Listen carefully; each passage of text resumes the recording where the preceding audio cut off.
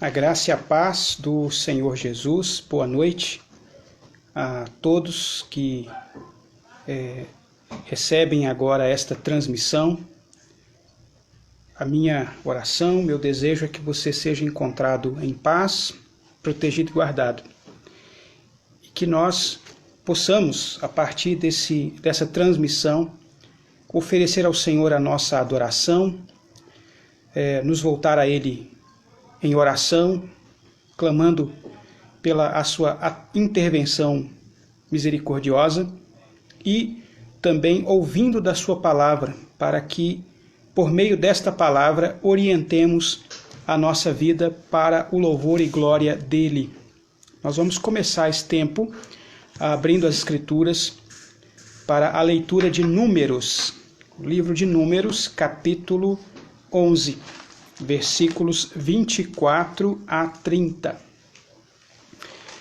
Livro de Números, capítulo 11, versículos 24 a 30. Esta é a leitura do Antigo Testamento recomendada para o dia de hoje, conforme consta no nosso boletim da nossa igreja, que você recebeu de forma eletrônica. Números capítulo 11, versículos 24 a 30. Saiu, pois, Moisés e referiu ao povo as palavras do Senhor. E ajuntou 70 homens dos anciãos do povo e os pôs ao redor da tenda. Então o Senhor desceu na nuvem e lhe falou. E tirando do espírito que estava sobre ele, o pôs sobre aqueles 70 anciãos.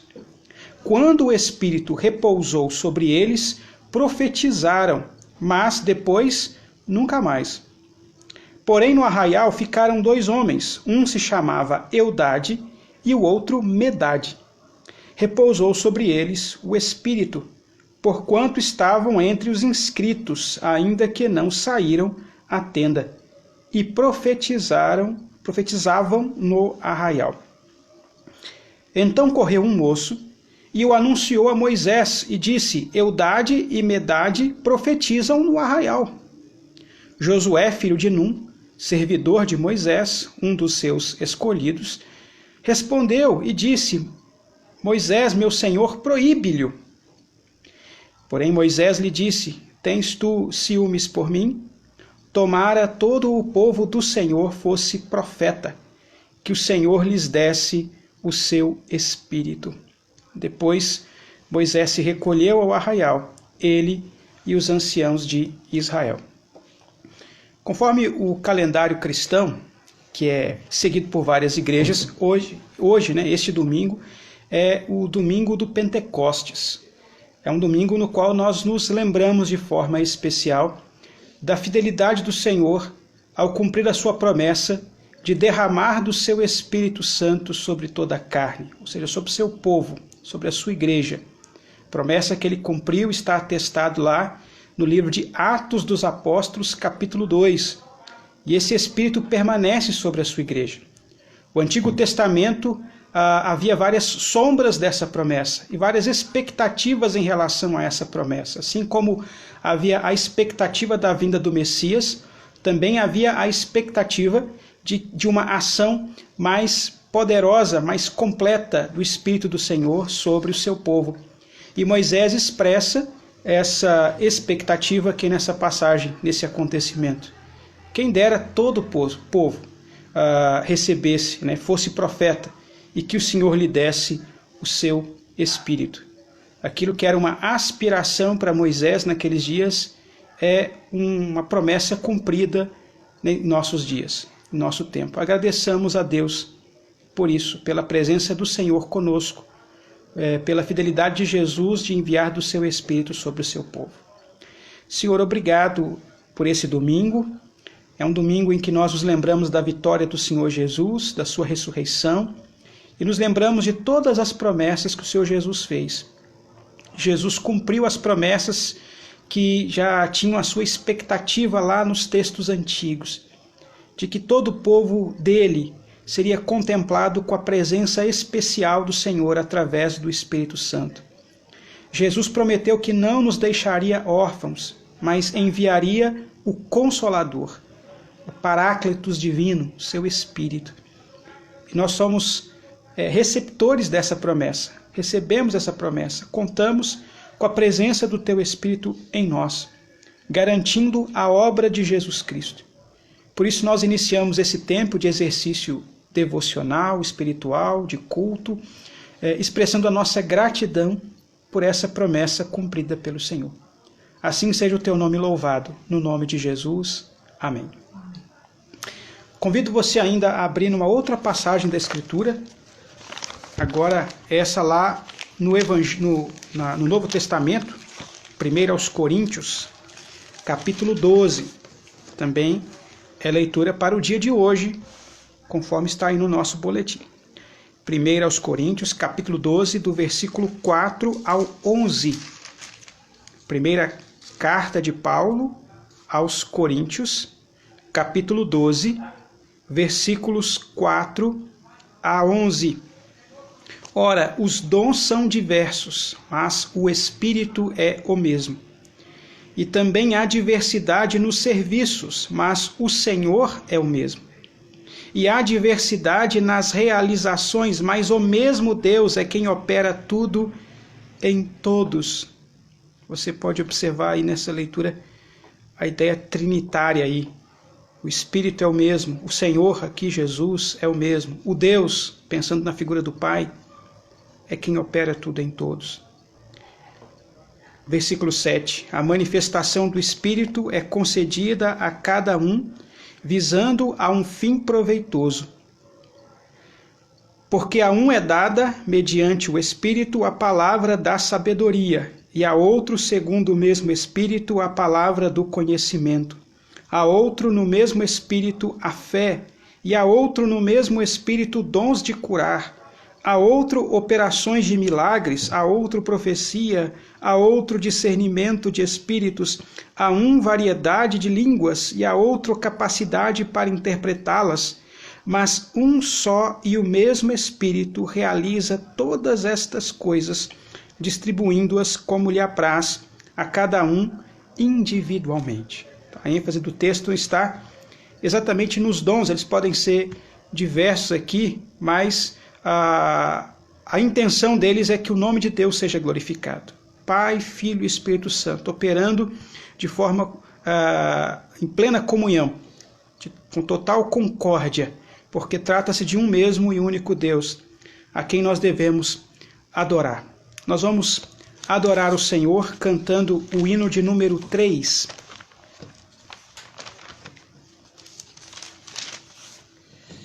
Hino de número 3 do Inário Novo Cântico. Embora nós vamos afirmar aqui cantando esse hino que estamos congregados, né? Nós não estamos exatamente congregados no sentido de estarmos no mesmo ambiente, mas como corpo de Cristo comparecemos sob a orientação do mesmo Espírito na presença desse Pai. Hino de número 3, a Igreja em adoração. Eterno Pai, teu povo congregado, humilde entoa teu louvor aqui, no dia para o culto reservado, com esperança olhamos para ti. Teu santo livro, ó grande Deus, tomamos, com fé singela e reverente amor, e como atentos filhos procuramos ciência na palavra do Senhor. Jesus, aos teus benditos pés sentados, queremos teu conselho receber, e sendo por ti mesmo doutrinados, de mais em mais na santa fé crescer, do mundo e seus encargos retirados, queremos descansar em ti, Senhor, mirando os ricos bens entesourados, na plenitude do teu vasto amor.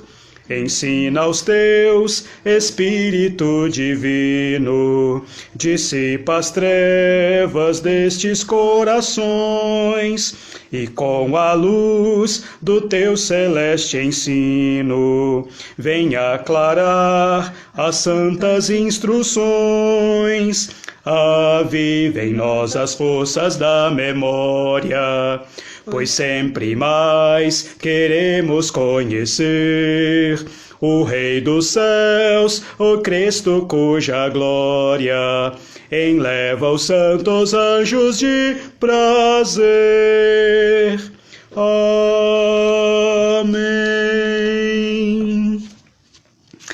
O Evangelho de João, ainda uma terceira leitura, nós encontramos Jesus dando provas da sua ressurreição, dando ainda as primeiras provas da ressurreição. João capítulo 20 também é leitura para o dia de hoje.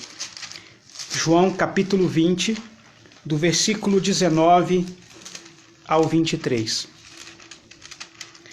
João capítulo 20, versículos 19 a 23. Ao cair da tarde daquele dia, primeiro dia da semana, domingo, trancadas as portas da casa onde estavam os discípulos, com medo dos judeus, veio Jesus, pôs-se no meio e disse-lhes: paz seja convosco. E dizendo isto, lhes mostrou as mãos e o lado. Alegraram-se, portanto, os discípulos ao verem o Senhor. Disse-lhes, pois, Jesus outra vez: paz seja convosco.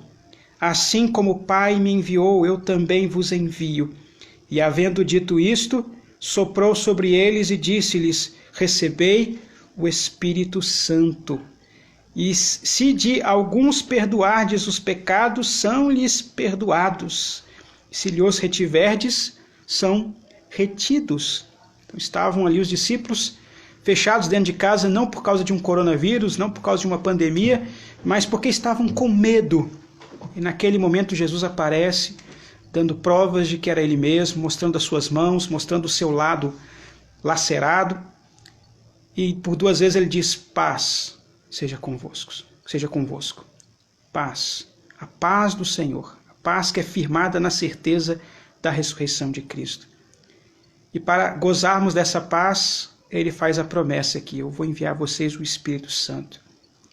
O Espírito Santo é a garantia em nós da ressurreição de Cristo, desse testemunho do Evangelho e da ordem que ele nos dá de proclamar esse Evangelho, de sairmos das portas, sairmos do nosso confinamento para a proclamação, para o anúncio do Evangelho de Cristo, anunciando o perdão de pecados, a certeza da vida eterna. Vamos louvar a Deus, vamos cantar a Ele mais um cântico chamado Louvemos ao Senhor. Talvez você não o conheça, mas se você o conhecer, tente cantar. Se você não o conhecer, que você ouça, que você possa fazer das palavras dessa adoração louvor ao Senhor.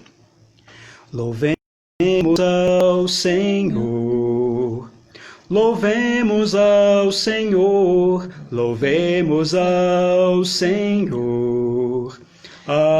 Adoremos no seu santo monte nosso amado Pai, seu nome é santo. Louvemos ao Senhor, louvemos ao Senhor, louvemos ao Senhor. Adoremos no seu santo monte nosso amado Pai, seu nome é santo. Louvemos ao Senhor, pois seu nome é santo, pois seu nome é santo. Louvemos ao Senhor, pois seu nome é santo, pois seu nome é santo. Magnifiquemos ao Senhor, ao Rei que é digno de louvor. Excelso, supremo, muito digno de louvor. Excelso, supremo, muito digno de louvor. Hosana, Hosana, Hosana ao nosso Rei. Hosana, Hosana, Hosana ao nosso Rei.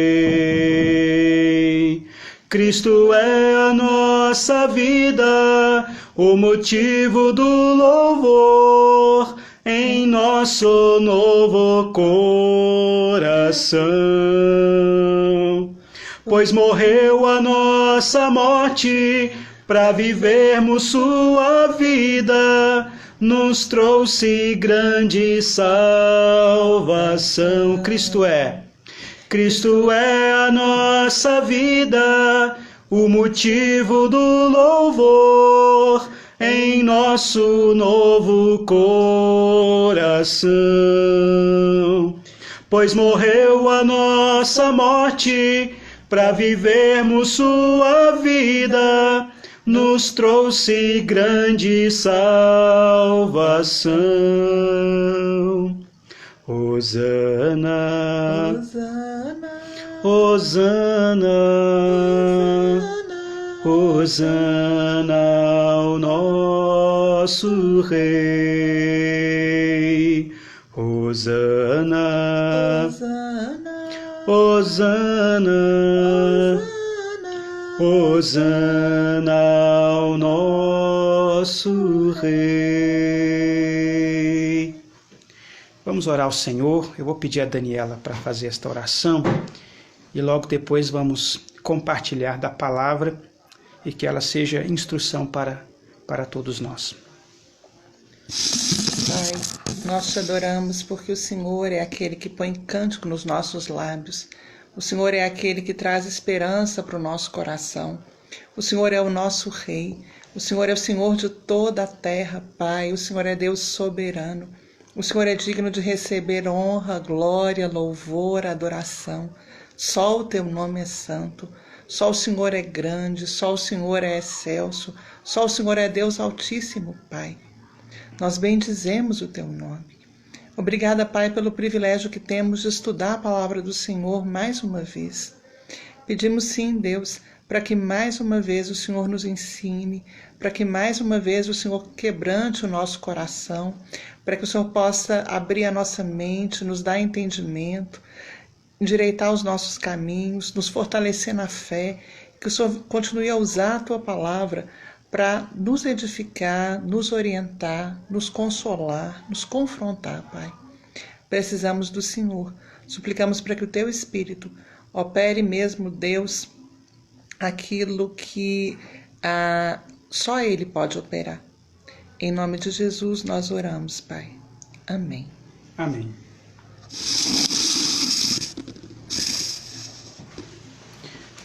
Nós abriremos a Escritura Sagrada no livro de Êxodo, capítulo 20. Êxodo, capítulo 20, versículo 14.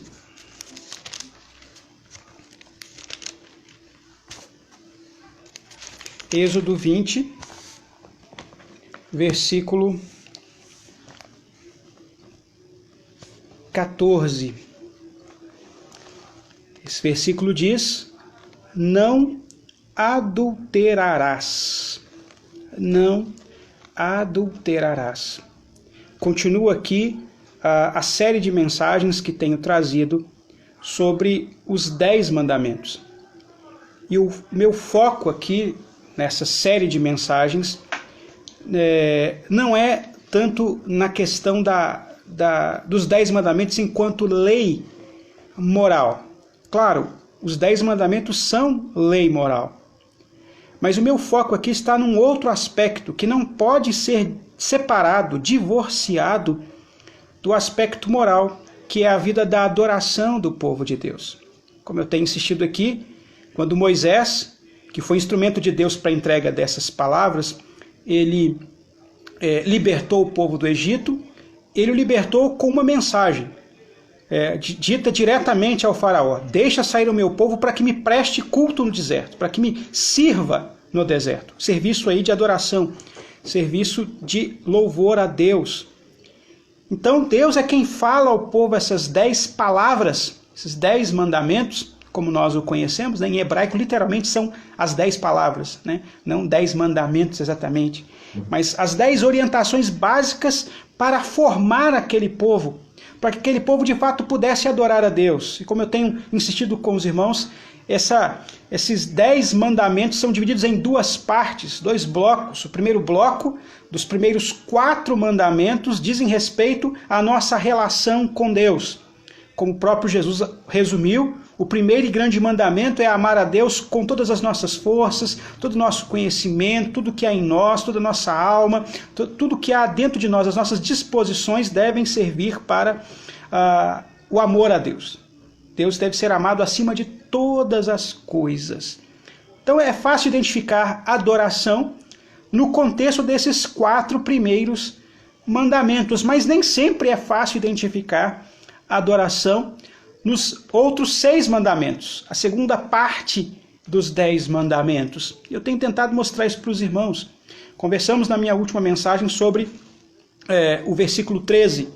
Não matarás, o 6º mandamento.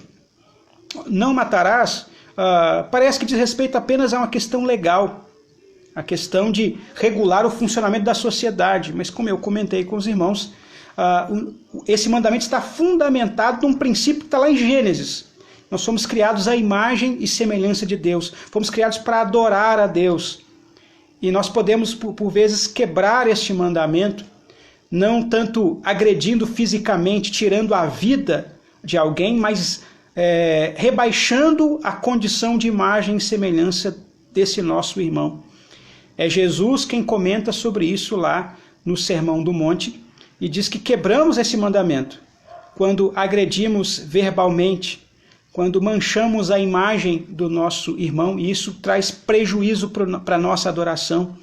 Portanto, devemos deixar, até mesmo o judeu deveria deixar lá o animal do sacrifício ao pé do altar, antes mesmo de fazer o sacrifício, voltar àquele a quem foi ofendido e pedir perdão, e restaurar o relacionamento, tomar medidas para que, de fato, aquela imagem e semelhança de Deus que foi prejudicada naquele irmão seja, de fato, dignificada, porque assim dignificamos a Deus. Tiago também fala disso e vários outros textos.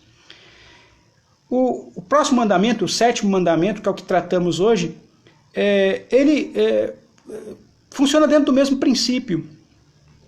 Num primeiro momento, nós pensamos que adulterar aqui, não adulterar, tem a ver apenas com a regulamentação da condição social. É um mandamento moral, que diz respeito à proibição de quebrarmos os nossos vínculos básicos com o cônjuge e mantermos algum tipo de relação com outro que não é o nosso cônjuge, quebrando assim uma relação de aliança. Sim, há um aspecto moral aqui, e ele é fundamental, mas é importante pensarmos que, biblicamente, o aspecto moral não está separado também do aspecto espiritual de adoração. É a nossa sociedade, a mentalidade contemporânea que faz esse divórcio, que pensa e imagina que alguém pode, por exemplo, viver uma vida imoral, a quebra de um mandamento, mas ainda assim continuar com uma vida legitimamente espiritual. A palavra espiritualidade, que é muito usada nos nossos dias, ela é uma palavra que ela tem muitas vezes na boca de muitas pessoas e no escrito de muitas pessoas essa intenção de dizer, tudo bem, você não é uma pessoa que zela por esses princípios, você não zela por esse mandamento, mas você tem uma espiritualidade e Deus contempla a sua espiritualidade e Deus até mesmo abençoa a sua espiritualidade, ainda que ela esteja divorciada da sua vida moral. Ora, as Escrituras não legitimam esse tipo de interpretação de espiritualidade. Não há uma adoração legítima onde não há um zelo pelo caráter de Deus. Assim como o mandamento anterior, não matarás, está vinculado ao princípio que está lá em Gênesis, que fomos criados à imagem e semelhança de Deus, o não adulterarás também está vinculado a um princípio da criação. Não se trata tão somente de um princípio da sociedade. A sociedade contemporânea tende a ver casamento como sendo meramente um acordo entre duas pessoas, e cada vez mais cresce, inclusive, a tese de que essas pessoas não precisam nem ser de sexos diferentes, podem ser pessoas do mesmo sexo. E na mesma corrente, né, seguindo a coerência desse pensamento, pode-se pensar, inclusive, até de mais do que duas pessoas, porque limitar a duas, né? E se pensa hoje contemporaneamente que é meramente um acordo. Sendo uma espécie de acordo, né, que geralmente tem como base a emoção, a paixão, o gosto, né, o apreço estético, né, ver beleza no outro, ver algo que agrada, uma atração sexual, coisas desse tipo, e que essa seria a base para manter esse acordo. E quando essa base ela fica frágil, quando ela cessa, quando a atração, a paixão, o apreço estético, ele perde aquele vigor, isso já é condição mais do que suficiente para romper aquele vínculo e partir para outros relacionamentos. Esse é o pensamento crescente. Mas é importante pensarmos aqui que, do ponto de vista da Escritura, o casamento não é definido por gostos, por apreços, por questões estéticas. O casamento é baseado numa aliança. Uma aliança que tem como princípio ordenador a palavra de Deus. Está lá em Gênesis. Então Jesus, quando foi questionado quanto à difícil questão do divórcio nos seus dias, e havia lá escolas teológicas dentro do judaísmo que tinham opiniões diferentes quanto ao modo como se deveria processar o divórcio, Jesus deixa muito claro que o divórcio, mesmo na lei, mesmo na entrega da lei dada por Moisés, foi uma exceção devido à dureza do nosso coração. E Jesus faz questão de dizer, não era assim lá no princípio. Então Jesus mesmo chama a atenção de que no princípio, no Gênesis, está a base para regular o casamento. E essa base está lá nas palavras do primeiro homem, Abel, quando se casa com a primeira mulher, que viria a ser chamada Eva. Abel não, Adão. Adão, estou chamando o Adão de Abel. Abel é o filho. O Adão, né? Com a sua esposa Eva. Então Adão, ele é que fala, ele que dá a definição do casamento. Você é osso dos meus ossos, carne da minha carne. Portanto, deixará o homem pai e mãe, se unirá à sua mulher e serão os dois uma só carne.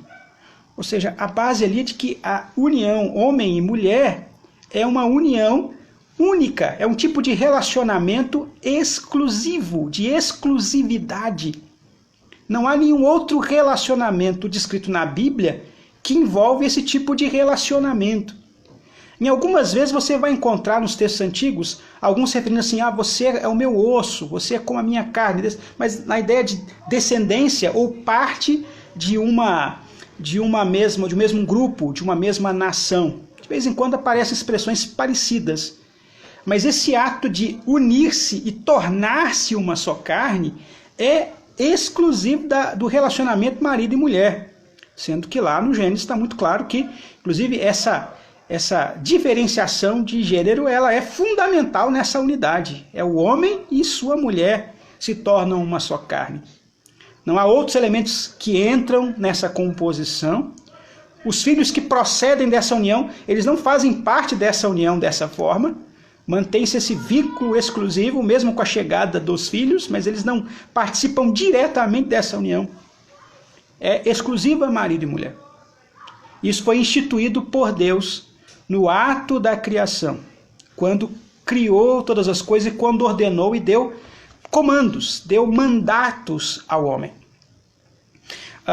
E esse é o princípio que deve regular toda a Escritura, que é regulado em toda a Escritura. Você vai encontrar pessoas que, ao longo da história bíblica, não seguiram perfeitamente esta ordenança. Os casos de adultério são abundantes nas Escrituras, bem como outros casos também que infringem diretamente esse princípio. A poligamia, por exemplo. Embora no livro da lei haverá uma regulamentação em relação à questão da poligamia, né? Por exemplo, Moisés vai dizer na lei que se um homem tem 2 mulheres e uma gera filhos e a outra não gera filhos, que ele não deve desprezar a que não gerou filhos, antes deve tratá-las com igualdade. Então há um princípio aí de respeito, de mutualidade. Mas isso não quer dizer que a lei estava dizendo que era legítimo essa situação. Era uma lei, como Jesus mesmo viria interpretar, dada por causa da dureza de coração. É por causa da dureza de coração que a lei tem que prevenir que num caso como esse deve haver respeito, deve haver tratamento de igualdade dentro da lei, mas não havia regulamentação. E o Novo Testamento deixa claro que o casamento reconhecido é entre um homem e uma mulher. E esse casamento, ele, no contexto da fé cristã, da nossa prática cristã, ele ganha ainda uma ampliação de sentido quando da chegada do Senhor Jesus. Tem um livro escrito pelo Tim Keller, chamado O Significado do Casamento, que é um dos melhores livros que eu já li sobre este assunto, em que ele vai tratar de um ponto importante do que é casamento. Definir casamento significa definir a sua finalidade. Para que existe o casamento? Um casamento pode ter muitos fins, ele tem, na verdade, muitos fins, muitas finalidades. Uma das finalidades é a procriação, né, para que haja um ambiente onde filhos sejam gerados. Uma finalidade é para que haja companheirismo, as pessoas não fiquem sozinhas, elas tenham um companheiro, uma companheira.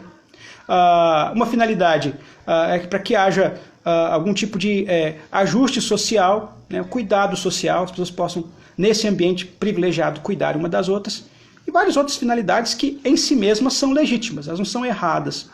Né? Até mesmo por questões realmente financeiras. Né? De fato, pessoas casadas geralmente são mais responsáveis, cuidam melhor das suas finanças, são menos dadas a gastos impulsivos, né? Porque tem que pensar no outro, tem que consultar o outro antes de gastar, enfim. Então, até nisso, o casamento ele é benéfico, isso é uma boa finalidade, em si não está errado. Mas o Tim Keller vai colocar lá uma outra finalidade, que ela é específica para o cristão, para o crente. O casamento existe para a nossa santificação. É um ambiente privilegiado em que nós somos exercitados na nossa vida de santificação, de forma bastante específica. Isso aparece no texto. Eu não vou ler lá o texto, eu leria, mas eu não vou ler por causa do nosso tempo, mas é um texto que foi bem explorado pelo Joeliano no estudo bíblico que foi feito aí durante a semana, há 2 semanas atrás, se eu não estou enganado, na quinta-feira, o estudo Vocacionados, onde ele tratou lá, e creio que esse estudo está lá gravado no canal do YouTube, você pode depois consultá-lo lá. Já foi bem explorado, então não vou entrar nele, mas apenas pegar o aspecto central lá de Efésios, capítulo 5, entrando para o capítulo 6, quando já vai falar da relação de pais e filhos também, mas pegando só na relação de marido e mulher, que é a figura de Cristo que é invocada ali, como aquela figura que é a base, deve ser o foco do casamento. O marido deve amar a mulher como Cristo ama a igreja. A mulher deve respeitar o marido como a igreja se submete a Cristo, respeita o senhorio de Cristo. Ou seja, o que está sendo exaltado ali? É Cristo. Paulo chega mesmo a se referir, mas eu me refiro, grande é esse mistério, mas eu me refiro a Cristo e a sua igreja. Ou seja, a relação espiritual de Cristo com sua igreja serve de paralelo para a relação entre marido e mulher. Trata-se não apenas de uma ilustração, mas de um paralelo que mostra essa proximidade única, dessa relação única, que é paralela à relação entre Cristo e a sua igreja. Portanto, cometer ou infringir qualquer crime contra essa relação é como um pecado da igreja contra o seu Senhor, contra Cristo. Não há como Cristo cometer o pecado contra a igreja nesse paralelo. Essa ilustração ela não tem esse paralelo, mas há sim a possibilidade de nós, como igreja do Senhor, como na condição de sua noiva, né, infringirmos os mandamentos do Senhor. Isso trazer grande prejuízo para nós. Então, o ambiente do casamento é um ambiente onde nós somos chamados a crescer espiritualmente, a crescer na nossa fé. Quando nós lutamos pelo nosso casamento, lutamos junto com o nosso cônjuge, mas tendo como alvo maior, mais do que a mera preservação do relacionamento, mas que Cristo seja engrandecido no nosso relacionamento. Que Deus seja glorificado em nosso casamento. Tem um texto, esse eu não posso deixar de ler, porque ele é fundamental para entendermos essa ideia da relação do casamento com a adoração, que está lá no Sermão do Monte, como eu já falei, lá em Mateus, capítulo 5. Evangelho de Mateus, capítulo 5.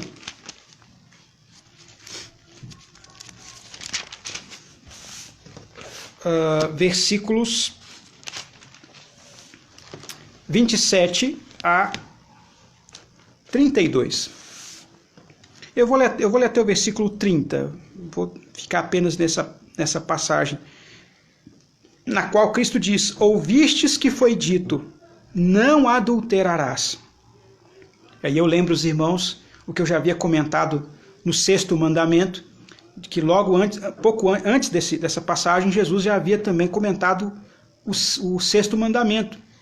Vocês ouviram que foi dito, não matarás. Ele pega um mandamento simples que todo mundo achava óbvio demais, e que diz, esse mandamento é tranquilo, esse mandamento é fácil de entender, mas Jesus amplia, ele expande o sentido do mandamento. Ele faz a mesma coisa aqui agora com o mandamento do adultério, o 7º mandamento.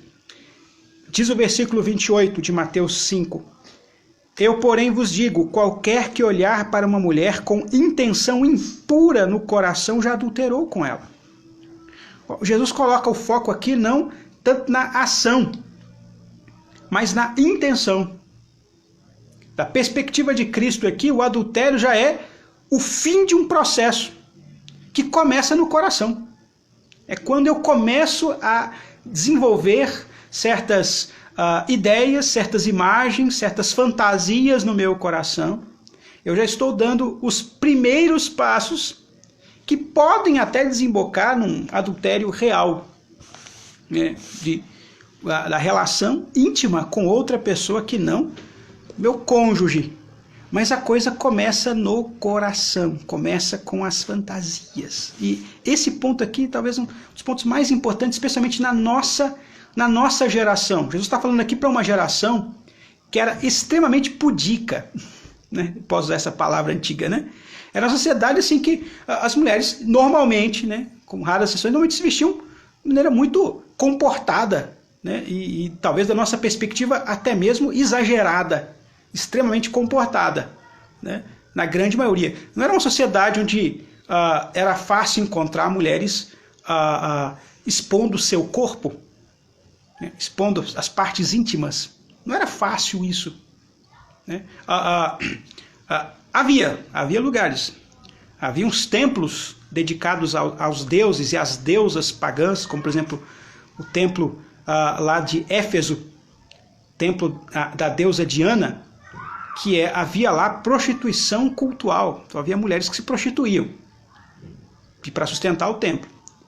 Mas era algo que para você ver, você tinha que entrar no templo, você tinha que entrar naquelas câmaras, não ficava assim exposto na rua. Era alguma coisa que, mesmo na sociedade pagã, onde era muito licenciosa, havia certas restrições. Hoje a situação é diferente. Hoje a situação é que o acesso está na nossa mão. Está aí nesse aparelho que você deve estar usando agora, inclusive para me ver. Esse mesmo aparelho que nos possibilita transmitir um culto de adoração a Deus é também um aparelho que, se mal usado, nos dá acesso a várias visões, né? A vermos muita coisa, inclusive a pornografia, que é um dos grandes males dos nossos dias, um dos males que tem afetado muitas e muitas pessoas, a grande maioria ainda homens, mas já há estudos dizendo que há um crescente número de mulheres viciadas em pornografia, justamente por causa da facilidade de acesso. É uma facilidade. Antes era restrito, era para um público diferente, né? Eu me lembro na época de adolescente, né, quando os meninos ficavam doidos para ter acesso a revistas de pornografia, não era algo tão fácil de acessar. Mesmo nas bancas de revista, era uma coisa que existia, mas ficava escondido, ficava meio tapado e tal. Hoje o acesso é muito, muito fácil, muito franco. E há um grande estímulo para isso. Há uma indústria poderosíssima que arrecada bilhões de dólares, né, no mundo, fornecendo esse tipo de imagens e incentivando a fantasia das pessoas. Então, existe uma indústria poderosa por trás disso.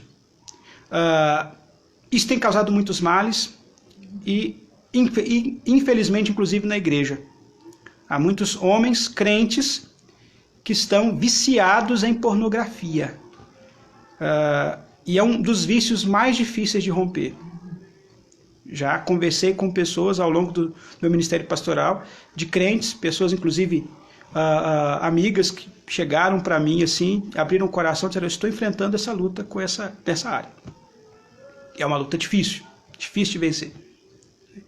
Então Jesus aqui, ao tocar nesse ponto, ele não está tocando um ponto periférico, ele de fato está tocando um ponto principal. O problema é o nosso coração.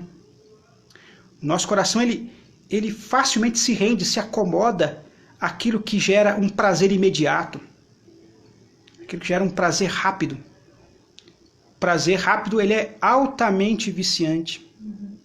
E ao viciar, ele começa já a trazer alguns prejuízos. E alguém pode pensar assim: não, mas isso não me traz prejuízo nenhum. Não só fantasia, só imagem na minha cabeça. Isso traz enormes prejuízos. Para quem é casado, o desempenho sexual afeta diretamente. Nos relacionamentos, isso afeta. Isso traz uma série de limitações. Né? A pessoa não consegue viver no real porque ela processa tudo na fantasia. Né? Na fantasia tudo é maravilhoso. Na fantasia tudo funciona bem. Na fantasia o cônjuge não tem mau hálito, não tem chulé, né? não tem defeito nenhum, né? Está sempre maquiado, sempre perfeito, sempre no máximo, né? E a vida real não é assim. Então a pessoa não consegue viver a realidade, se trancafia num mundo de fantasias que é altamente pernicioso e prejudicial. Então Jesus aqui não está tocando em algo periférico, está localizando de fato. O problema está no nosso coração. A facilidade com que nós temos de nos acomodar a prazeres imediatos e a não lidar com a vida real. E aí ele vai dar a solução para esse problema, que é uma solução para nós hoje. Está no versículo 29 e 30. Se o teu olho direito te faz tropeçar, arranca-o e lança-o de ti, pois te convém que se percam dos teus membros e não seja todo o teu corpo lançado no inferno.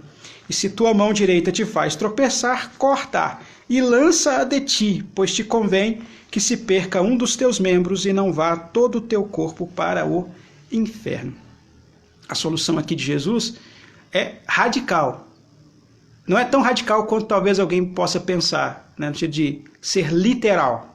Jesus aqui não está falando de arrancar uma parte do seu corpo, fisicamente falando, para lidar com um problema. Existiram homens ao longo da história da igreja que interpretaram literalmente essa passagem, porque tinham problemas na área sexual, se castraram.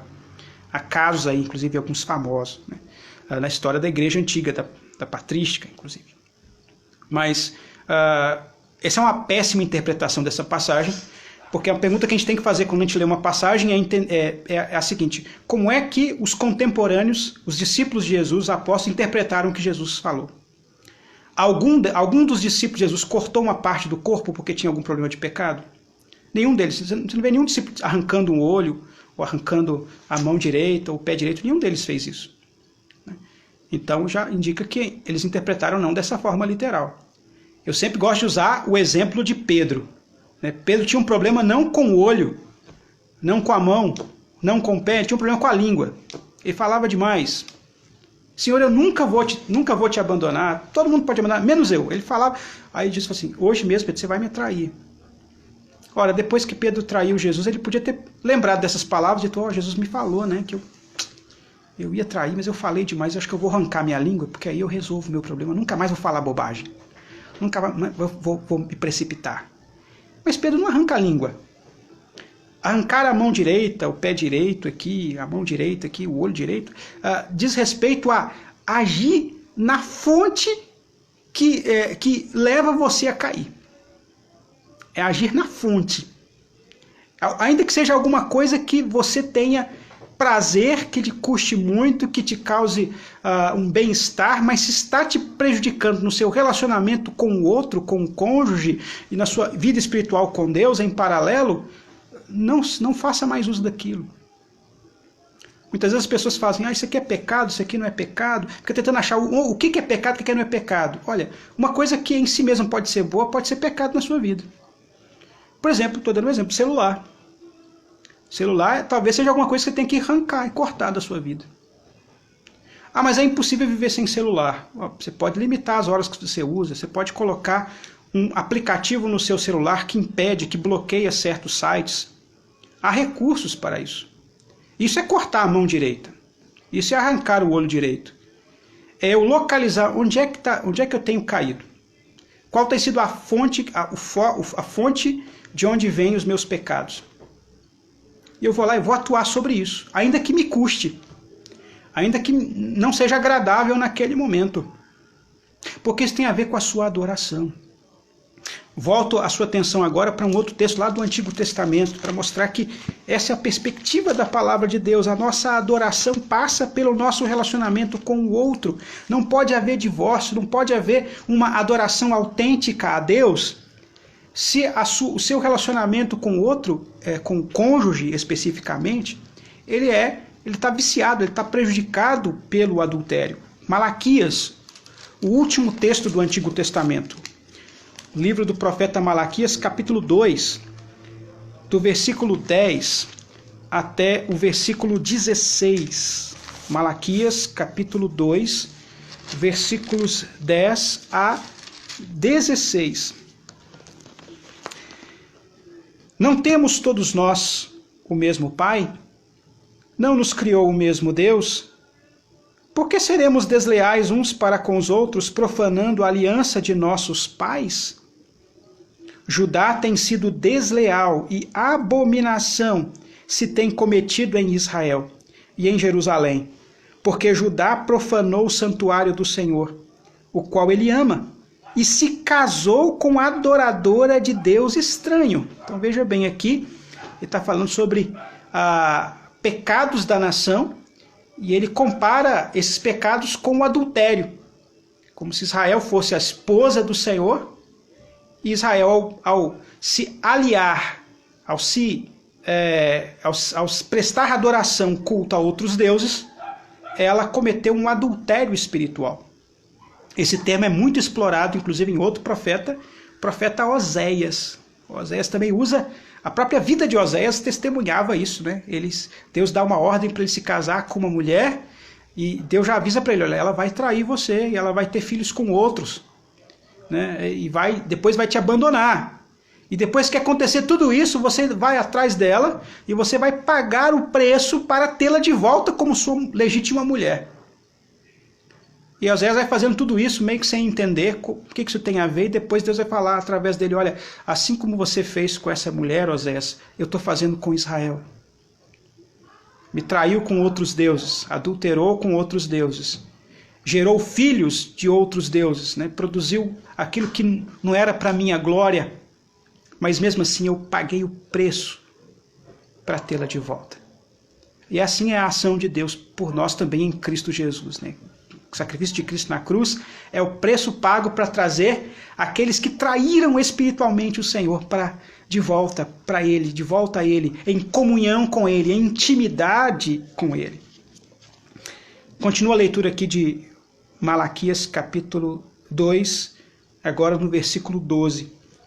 O Senhor eliminará das tendas de Jacó o homem que fizer tal, seja quem for, e o que apresenta ofertas ao Senhor dos exércitos. Está falando de culto.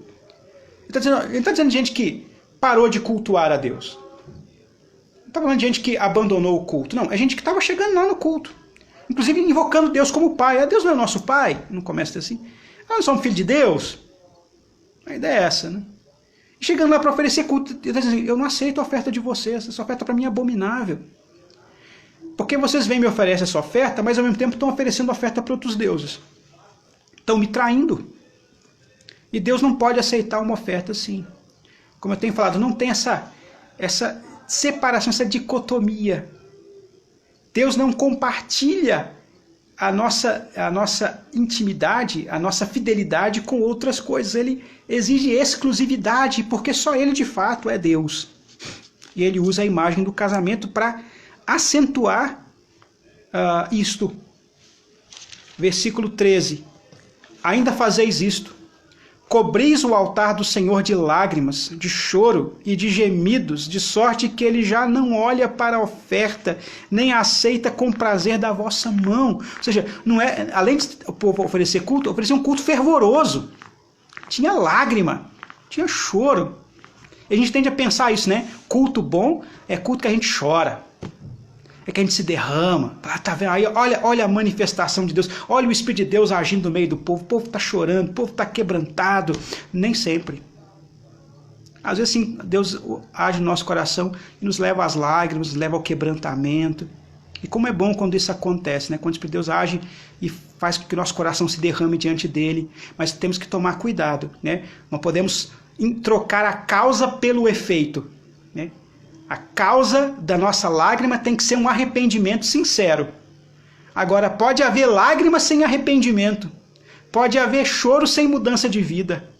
Eu já conheci muita gente assim ao longo da vida espiritual que chegava no culto, chorava, e se derramava, e levantava a mão no louvor, e fazia acontecer. Durante a semana a vida do sujeito era completamente divorciada da fé. Mas o culto fazia tão bem para ele. No meu culto eu me sinto tão bem. No culto eu adoro a Deus, no culto eu choro, no culto eu tenho contato com o Senhor. Mas a vida está divorciada e Deus está dizendo assim, eu não aceito isso. Isso aí é abominável para o Senhor. E o versículo 14, perguntais, por quê? O povo ainda achava ruim, falou, Deus não está aceitando meu culto, mas eu estou fazendo tudo certo. Porque o Senhor foi testemunha da aliança entre ti e a mulher da tua mocidade, com a qual tu foste desleal, sendo ela a tua companheira e a mulher da tua aliança. Agora Deus toca no ponto. É que Deus não está aceitando o culto de vocês, porque vocês estão cometendo adultério. Aqui ele está falando de adultério mesmo, né? Agora já não é adultério de trocar Deus por outros deuses, mas aqui de fato a infidelidade conjugal.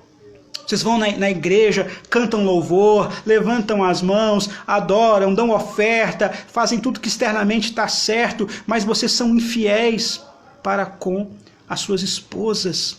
Isso é abominável diante do Senhor.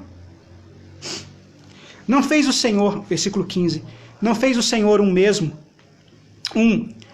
que havendo nele um pouco de espírito, e por que somente um? Ele buscava a descendência que prometera.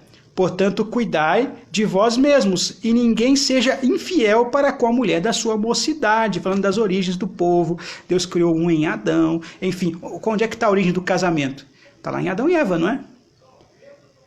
O padrão está lá. Ser dois uma só carne. Versículo 16. Porque o Senhor, Deus de Israel, diz que odeia o repúdio, e também aquele que cobre de violência as suas vestes, diz o Senhor dos Exércitos. Portanto, cuidai de vós mesmos e não sejais infiéis.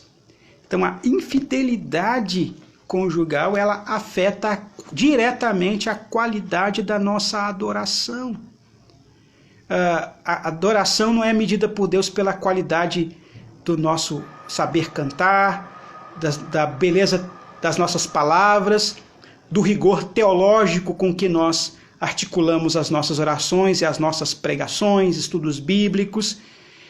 Isso tudo é importante, é bom, mas não pode haver, de fato, aceitação diante de Deus se há quebra de aliança. Deus leva muito a sério as alianças. porque Ele é quem estabeleceu esse padrão. A aliança é o modo de Deus de se relacionar com a sua criação e é o modo que Ele nos deu para nos relacionarmos uns com os outros. Então, há vários níveis de aliança. Por exemplo, quando eu me relaciono com a criação de Deus no meu trabalho, no meu cuidado com o próximo, isso é regulado por alianças divinas. E uma dessas alianças muito especiais e única é a aliança marido e mulher, formando uma só carne.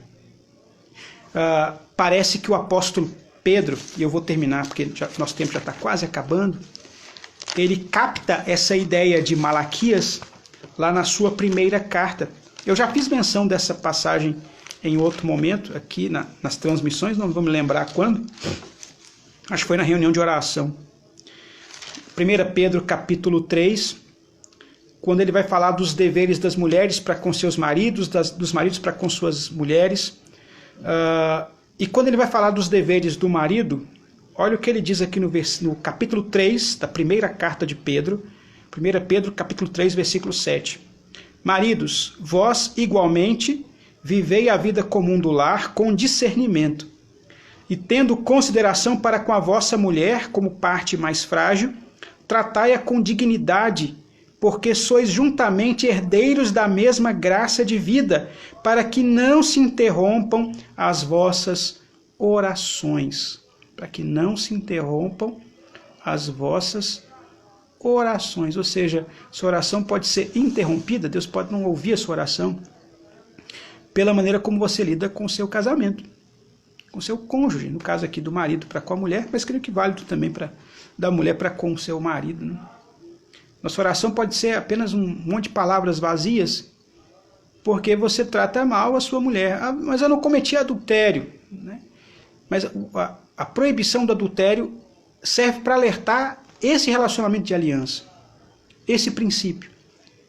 E por isso, a forma como Tim Keller no livro ele aborda essa questão é tão bela, né? A ideia de pensar o casamento como um ambiente no qual eu tenho o privilégio de crescer na fé, de melhorar a minha qualidade de vida espiritual com o Senhor, à medida que eu aplico esse relacionamento de aliança com meu cônjuge.